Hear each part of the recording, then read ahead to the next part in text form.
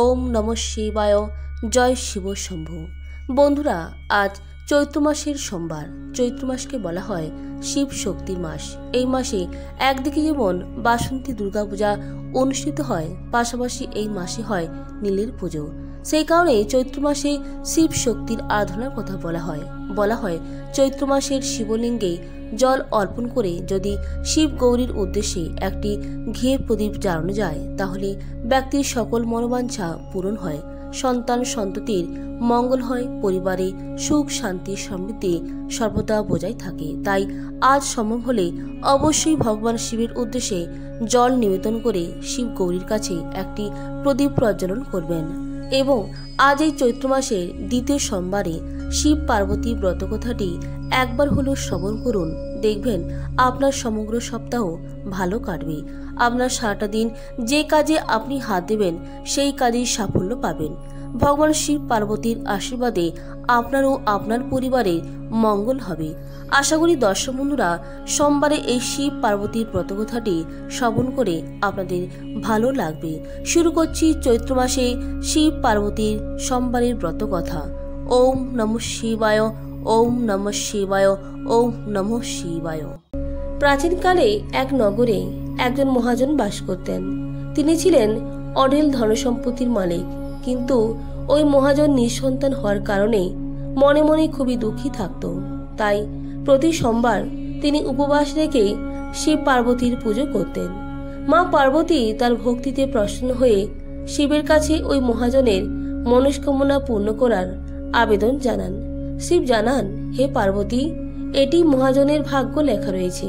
কিন্তু পার্বতী শিবের এই কথা স্বীকার করতে চান না এবং মহাজনের ভক্তির সম্মান রাখার আবেদন জানাতে থাকেন বারবার। তখন শিব মহাজনকে পুত্র লাভের আশীর্বাদ দেন, কিন্তু তার পুত্রকে শুধুমাত্র 12 বছরের আয়ু দেন। একথা শুনে মহাজন আনন্দিত হলেন না, আবার দুঃখও পেলেন না। কিন্তু তিনি শিবের পুজো বন্ধ করা ছাড়লেন না। তিনি নিয়মিত শ্রাবণ মাসের প্রতি সোমবারে উপবাস রাখত ও ব্রতকথা শুনত। শিবের আশীর্বাদে মহাজনের ঘরে পুত্র সন্তান জন্মগ্রহণ করে। ছেলের বয়স যখন 11 বছর হয়ে গেল, তখন মহাজন তাকে কাশী শিক্ষা গ্রহণের জন্য মামার সঙ্গে কাশীর উদ্দেশ্যে পাঠিয়ে দেন। মহাজন নিজের ছেলেকে ধনসম্পদ দিয়ে বলেন, পথে যজ্ঞ করো। যেখানে যজ্ঞ করাবে সেখানে ব্রাহ্মণদের ভোজন করাবে এবং দক্ষিণা দিয়ে অগ্রসর হবে। মহাজনের কথা মতো দুই মা ভাগ্নে এভাবে যজ্ঞ করাতেন এবং ব্রাহ্মণদের দান দক্ষিণা দিয়ে কাশীর দিকে অগ্রসর হতে থাকেন।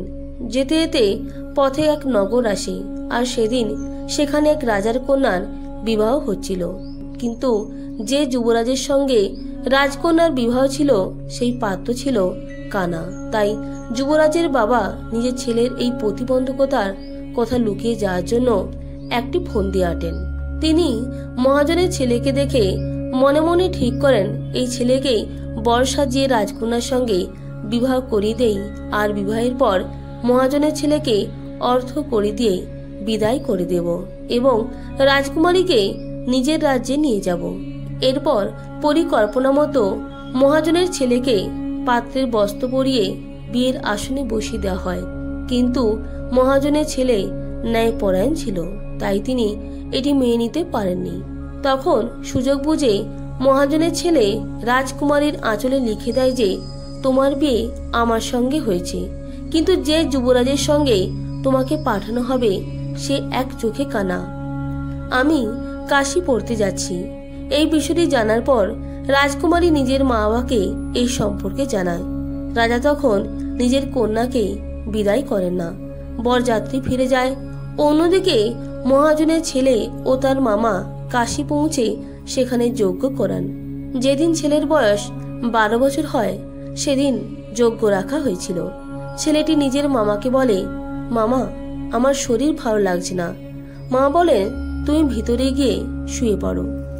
শিবের কথা মতো কিছুক্ষণের মধ্যেই ছেলেটি শেষ নিঃশ্বাস ত্যাগ করে। মৃত ভাগ্নেকে দেখে মামা তখন বিলাপ শুরু করেন। সেই সময়ই শিব ও পার্বতী সেদিক দিয়ে যাচ্ছিলেন। এই সব দেখে মা পার্বতী বলেন, প্রভু, এর কান্নার স্বর আমি সহ্য করতে পারছি না। কৃপা করে আপনি ব্যক্তির কষ্ট দূর করুন। পার্বতীর আবেদনে শিব তখন মৃত বালককে জীবিত হওয়ার আশীর্বাদ দেন। শিবের আশীর্বাদে সেই বালক পুনরায় জীবিত হয়ে ওঠে। তারপর শিক্ষা সমাপ্ত করে সে নিজের নগরের উদ্দেশ্যে রওনা হয়। পথে পুনরায় সেই নগর পৌঁছায় যেখানে রাজকন্যার সঙ্গে ছেলেটির বিয়ে হয়েছিল। সেই নগরেও যজ্ঞের আয়োজন করে তারা। এদিকে ছেলেটির শ্বশুর তাকে চিনে যায়, তারপর তাকে আপ্যায়ন করে নিজের মেয়েকে তার সঙ্গে বিদায় জানায়। এদিকে মহাজন ও তার স্ত্রী অভুক্ত অবস্থায় ছেলের আসার প্রতীক্ষায় বসে থাকেন।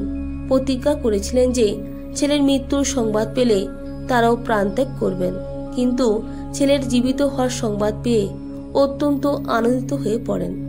সেই রাতে মহাজনের স্বপ্নে এসে শিব বলেন, হে শ্রেষ্ঠী, আমি তোর শ্রাবণ মাসের প্রতি সোমবারের উপবাস ও ব্রত পালনে সন্তুষ্ট হয়ে ছেলেকে দীর্ঘায়ুর আশীর্বাদ প্রদান করেছি। অতএব যে ব্যক্তি প্রতি সোমবারের উপবাস নিষ্ঠা ও ভক্তি সহকারে করে এবং এই ব্রতকথা শোনে, তার জীবনের সমস্ত দুঃখ দূর হয় এবং সমস্ত মনস্কামনা পূর্ণ হয়। বন্ধুরা, এই ছিল প্রতি সোমবারের শিবের ব্রতকথা। আপনারা প্রত্যেকে ভালো থাকবেন, সুস্থ থাকবেন। নমস্কার, ধন্যবাদ। হর হর মহাদেব।